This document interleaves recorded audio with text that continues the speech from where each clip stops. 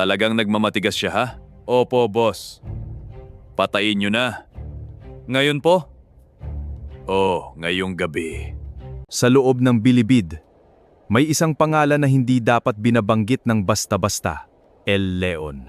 At ngayong araw, magtatagpo ang dalawang halimaw. Matapos pabagsakin si Berto gamit ang isang galaw lamang, kumalat ang pangalan ng bagong bilanggo sa buong kulungan. Siya yon. Yung tumalo kay Berto. Parang walang takot.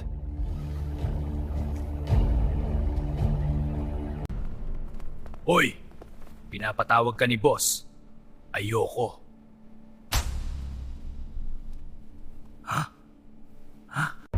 Kilala mo ba kung sino si El Leon? Hindi. Siya ang isa sa hari pa dito. Ganun? Okay. Patay ka sa akin! Sabay tayo! Ang bilis! Sabay tayo!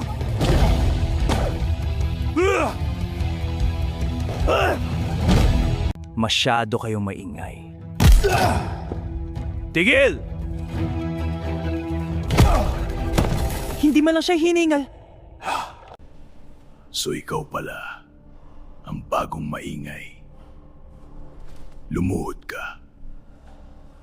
Ba't ko naman gagawin yun? Walang tumatanggi sa akin. Ngayon meron na. Matapang ka. Hindi. Wala lang akong dahilan para matakot. Sa unang pagkakataon, may kakaibang pakiramdam si El Leon. Anong klaseng tao to? Hindi ordinaryong kriminal si El Leon. Hayaan mo siya, Tatang. Marami na siyang napatay dito. Hindi ako dadagdag dun. Ano? Bayaan mo lang siya, Tatang. Talagang nagmamatigas siya ha? Opo, boss. Patayin niyo na. Ngayon po? Oh, ngayong gabi. Hindi alam ng hari ng kulungan na ang gusto niyang ipapatay ay ang Diyos ng kamatayan.